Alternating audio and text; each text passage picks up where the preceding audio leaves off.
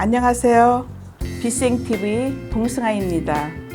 저는 평생을 기독교 신앙을 공부하며 한때 목사의 꿈을 가지고 목회자의 길을 가기 위해 준비한 적이 있었는데요.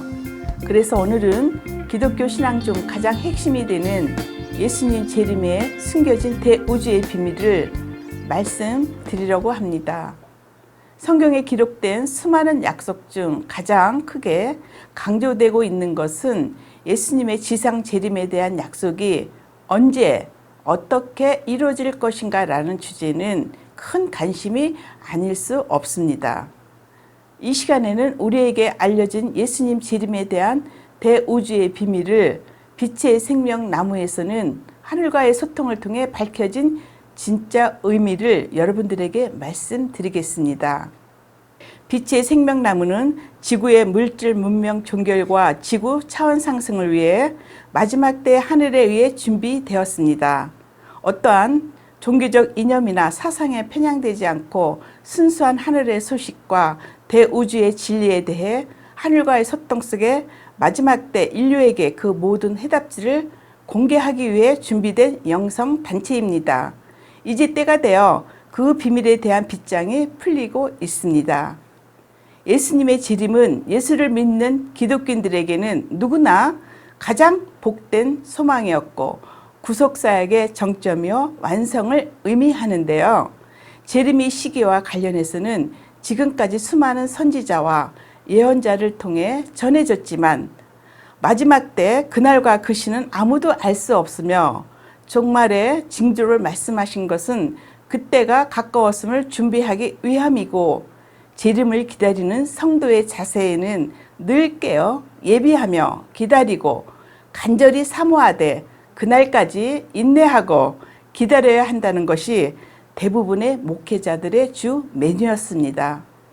그러나 일부 깨어있는 성경학자들 사이에서는 성경의 계시록이 지금은 어렵고 난해하여 해석할 수 없으나 종말이 다가오면 언젠가는 숨은 선지자가 나타나 그때를 알려줄 것이라는 막연한 기대도 하고 있습니다.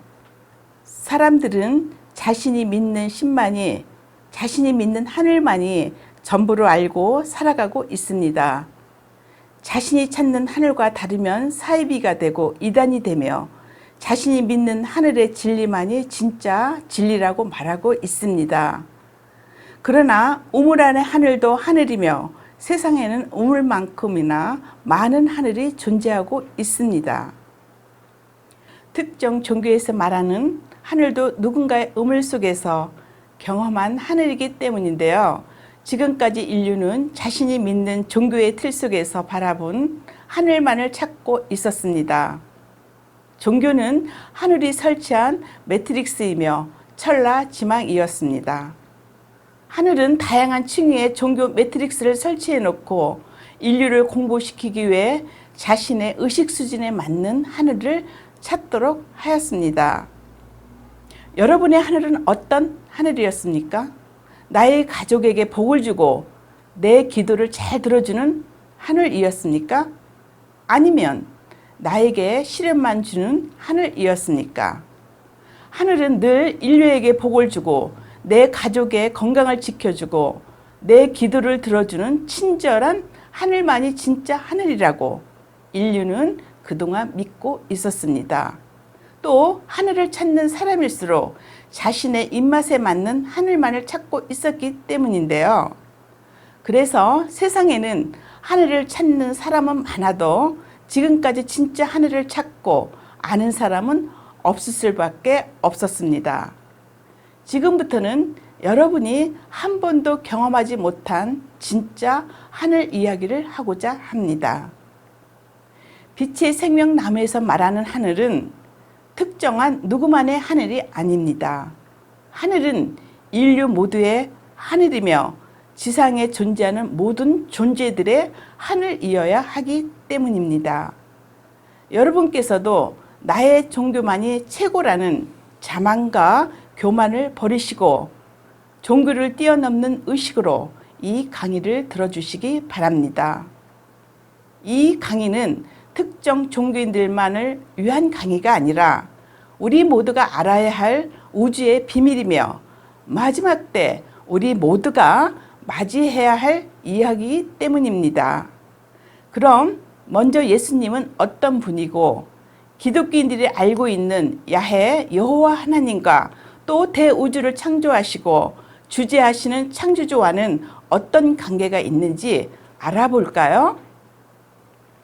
예수님이 이 지구에서 뿐만 아니라 이 광활한 우주에서 우주적 신분이 어떤 분인가에 대한 이야기며 대우주에 대한 이야기입니다. 여러분의 시각을 지구 대기권을 넘어 이 광활한 우주로 확장해 들어주시기 바랍니다.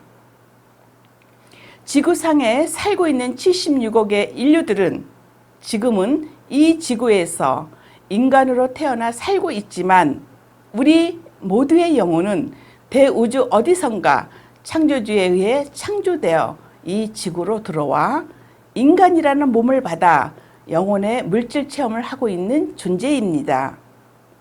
그러니까 우리가 영과 육이 있다고 한다면 영인 영혼과 육인 몸인 생명체가 있는데요. 생명체인 인간의 몸은 지구에서 받아 태어났지만 우리 영혼은 창조주에 의해 창조되어 태어나게 되었습니다. 이 모든 영혼은 똑같은 영혼이 아니라 태어난 시점이 다르고 영혼의 진화 정도에 따라 나이가 있으며 영이 태어날 때 자신의 태어난 목적과 역할에 따라 우주적 신분을 가지고 있습니다. 대부분의 기독교인들은 영과 육이 모두 지구에서 태어날 때 창조주 하나님께서 창조하여 주신 걸로 알고 있는데요. 모든 영은 무국세계의 16차원에서 창조주의 조물작용으로 탄생되어 자신이 살아갈 지구와 같은 은하의 행성에 보내지게 됩니다. 영은 한번 탄생하면 영원히 죽지 않고 영생하며 윤회를 통해 생명체의 외투를 갈아입어가며 물질 세계를 체험하며 진화하면서 궁극적으로는 창조주의 품으로 돌아가는 것이 모든 영의 숙명입니다.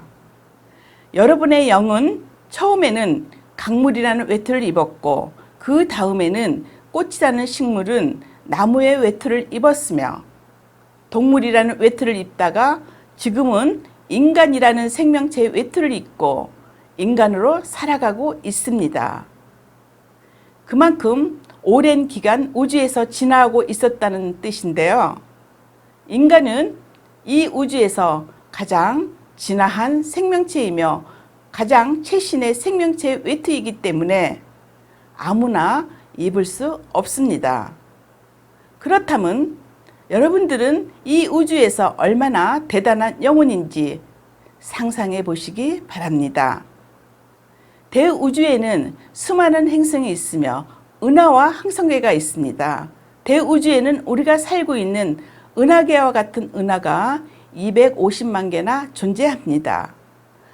한 은하에는 또 지구와 같은 행성이 강가에 모래알처럼 많습니다. 이 모든 행성에는 지구와 같이 생명체가 살고 있으며 생명체와 함께 영혼들이 들어가 물질 체험을 하며 진화하고 있습니다. 지구에 살고 있는 인류 중 17%는 지구 출신이 아닌 외계 은하나 외계 행성에서 온 영혼 그룹들이라는 사실입니다.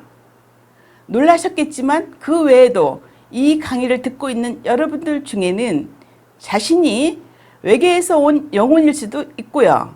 또 각자는 우주적 신분이 있는데요. 우주적 신분이란 영혼마다 나이가 다르고 진화의 정도가 다르고 또 자기가 온 영혼의 차원이 다 다르다는 것입니다. 우주는 차원이 있으며 영혼들도 모두 자기가 속한 차원과 소속이 있습니다. 영혼의 차원에 따라 우주에서의 역할이 다르기도 합니다. 차원이 있다는 것은 고차원으로 갈수록 우리가 알고 있는 신과 같은 존재입니다. 그렇다면 예수님은 어떤 우주적 신분을 가지고 있을까요? 우리가 살고 있는 지구 행성을 주소로 표기해 본다면 은하나 항성계, 태양계 순으로 말씀드릴 수 있는데요. 우리가 속한 은하를 네바돈 은하라 하며 우리 지구는 플레이아데스 항성계 606번 행성입니다.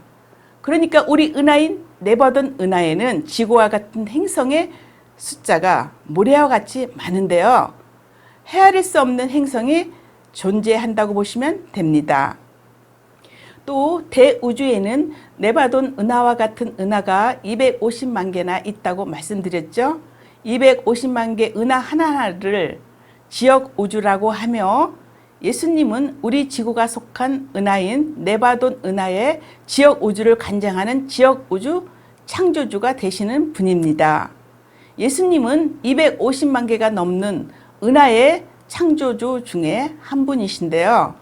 지역 우주의 창조주를 우주에서 부르는 명칭이 그리스도라 부르고 지구식 표현은 예수 그리스도라고 부르고 있습니다.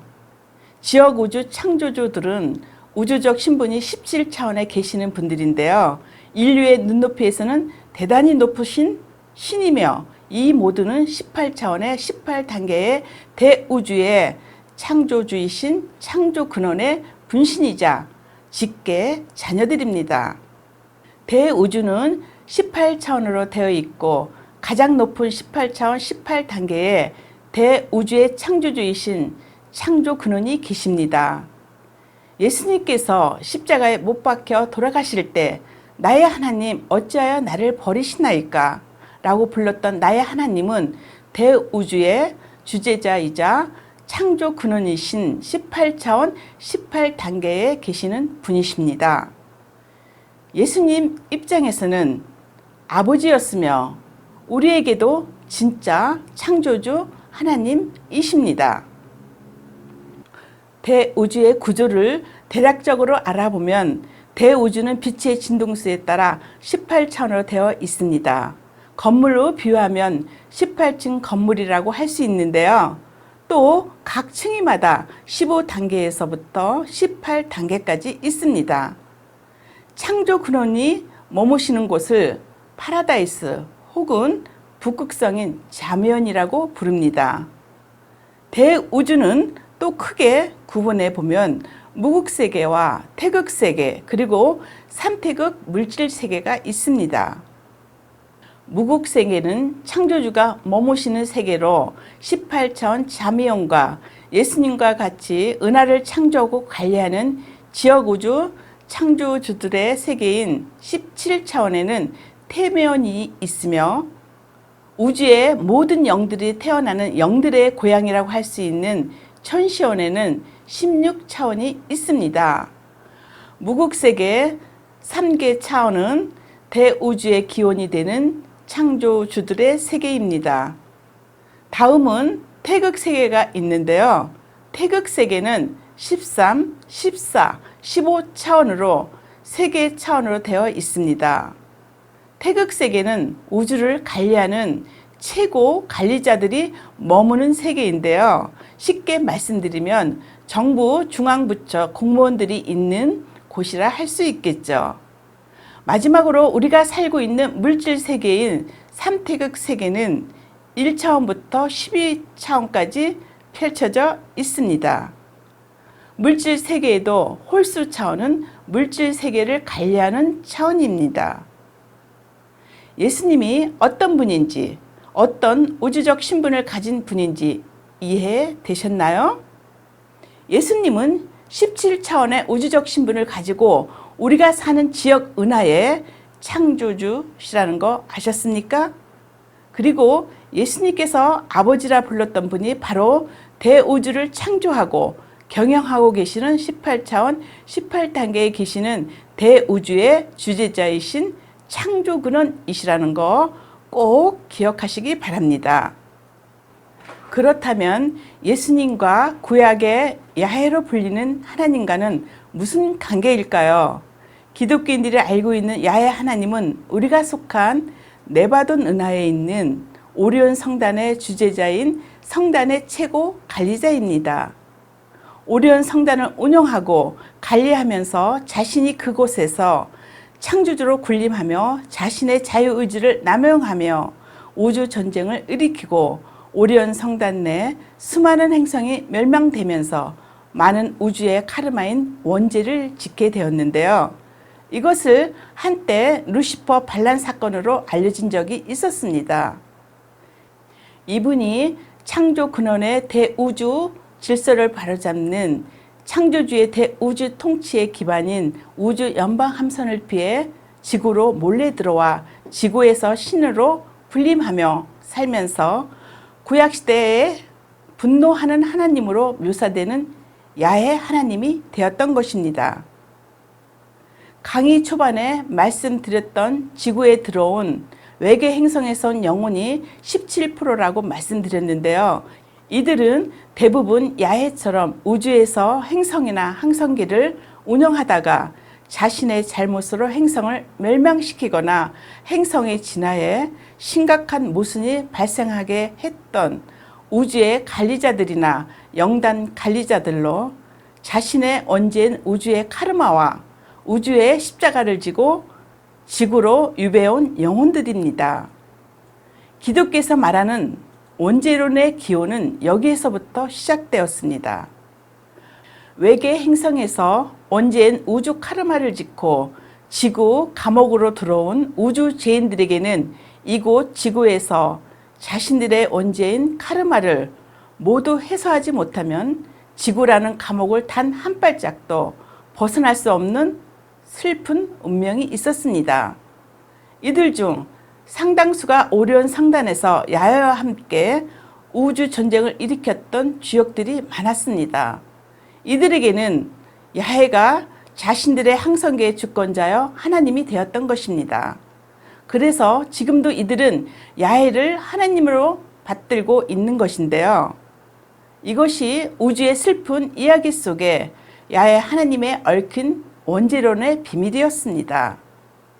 앞으로 지구 차원 상승 후 새로운 정신 문명이 펼쳐지게 되면 이 모든 우주의 비밀들이 상세히 밝혀지게 될 것입니다. 야훼는 오리온 성단의 주권자이며 또 지역 우주 창조주인 예수님의 자녀이자 또 다른 분신입니다. 따라서 예수님 또한 우주의 카르마로부터 자유로울 수 없었습니다. 자신의 분신인 야훼로 인해 우주의 수많은 카르마를 남기게 되었으며 대우주 창조주이신 자신의 아버지에게 크나큰 슬픔과 우주의 아픔을 남기게 되었는데요. 궁극적으로는 이 모든 문제로부터 창조주 또한 자유로울 수 없었습니다. 창조주라 할지라도 대우주의 질서와 섭리를 지켜야 하는 것이 우주의 법칙이기 때문인데요.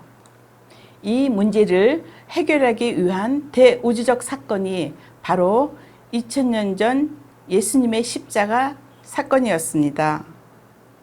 창조주이신 하나님을 대신하여 우주의 카르마에 대한 대속을 하기 위해 지역우주 창조주이신 예수님께서 우주의 감옥 행성으로 선정된 지구에 육화하여 십자가에서 대속하심으로써 자신의 분신들에 의해 저질러진 우주의 카르마를 해소할 수 있었습니다.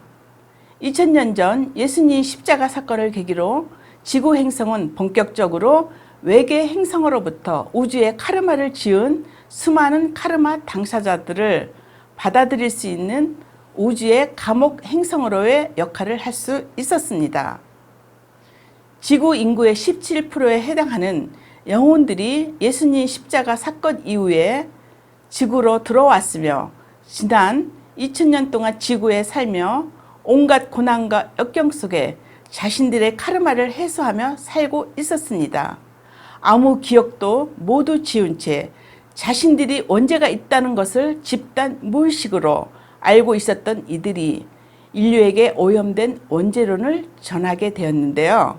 에덴의 동산에서 선악과를 따먹었다는 원죄론이 탄생하게 되었던 거죠.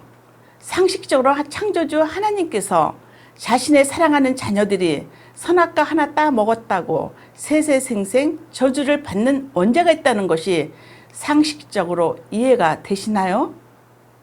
지금은 원죄를 짓고 몸에 온갖 카르마 에너지장과 봉인을 하고 힘겹게 자신의 카르마를 해소하고 있지만 사실 이들은 대우주를 경영하거나 창조주를 대신하여 한 행성을 관리하는 태극세계의 높은 존재들입니다.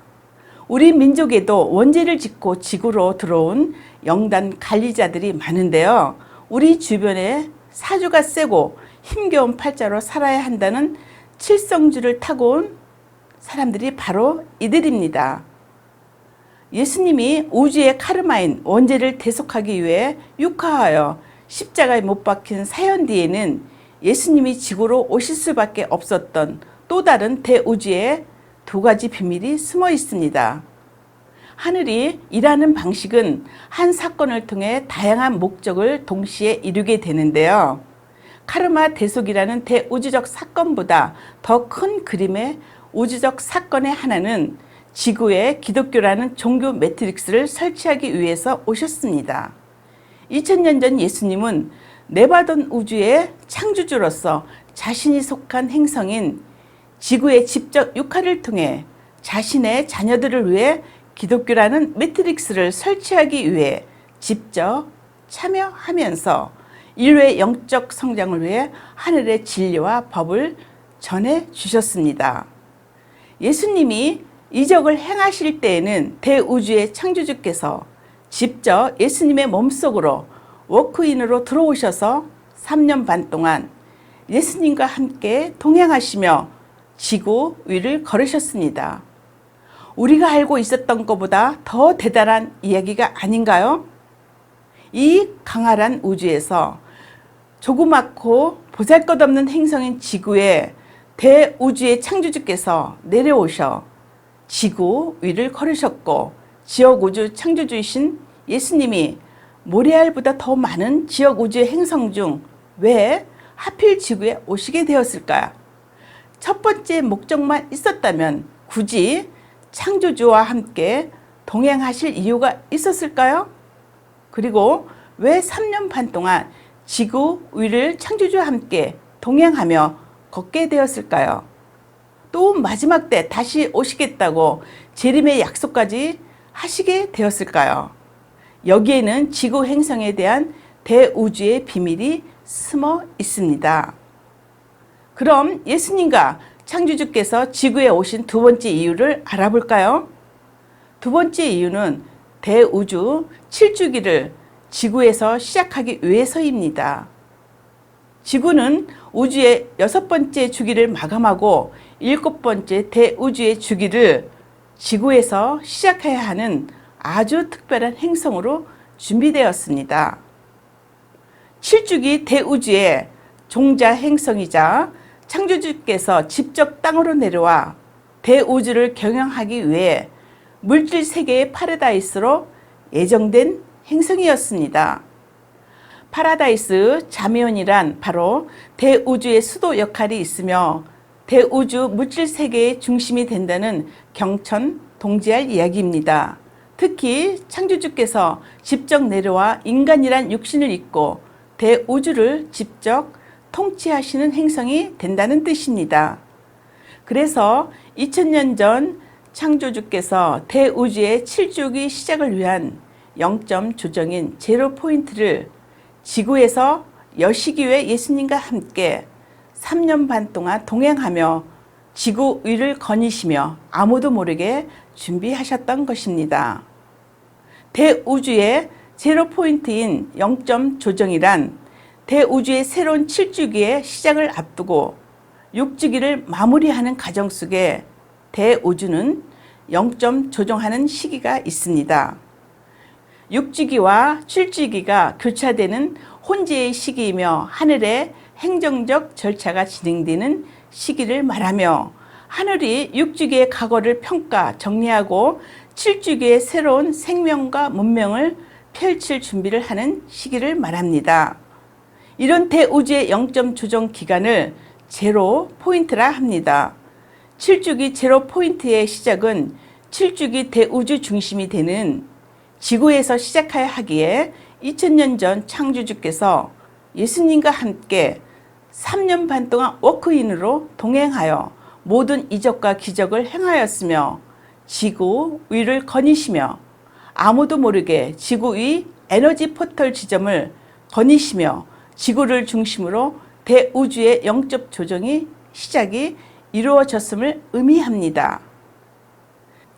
새로운 대우주의 7주기를 위해 7주기의 핵심인 지상의 자면을 건설하기 위해 제로 포인트가 마무리되는 2000년 후 개벽의 시대, 부활의 시대를 준비하기 위해 창조주께서 직접 2000년 전 예수님과 함께 동행하셨습니다.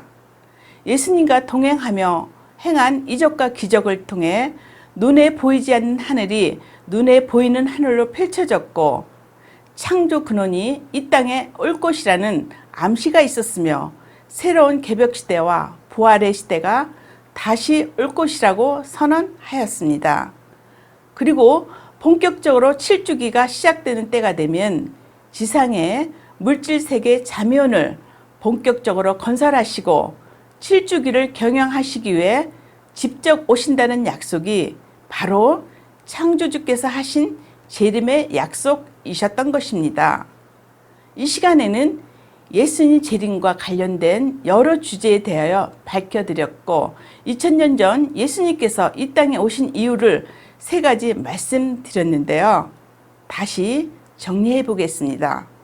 첫째는 예수님 십자가 사건을 통해 우주의 카르마인 원죄를 지구에서 해소하기 위한 대속의 역할이 있었다고 말씀드렸고요. 두 번째는 우리 은하의 창조주로서 자녀들의 영적 성장을 위한 봉사로 기독교라는 종교 매트릭스를 펼쳐주시기 위해 육화하셨다고 말씀드렸습니다.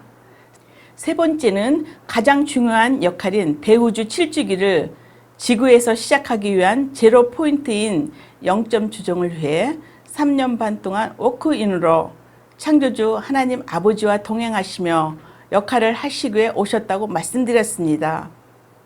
그리고 가장 중요한 예수님 재림의 약속에 대한 대우주 비밀은 바로 예수님께서 재림하시는 것이 아니라 대우주 창조주이신 하나님께서 다시 오시겠다는 약속이었습니다.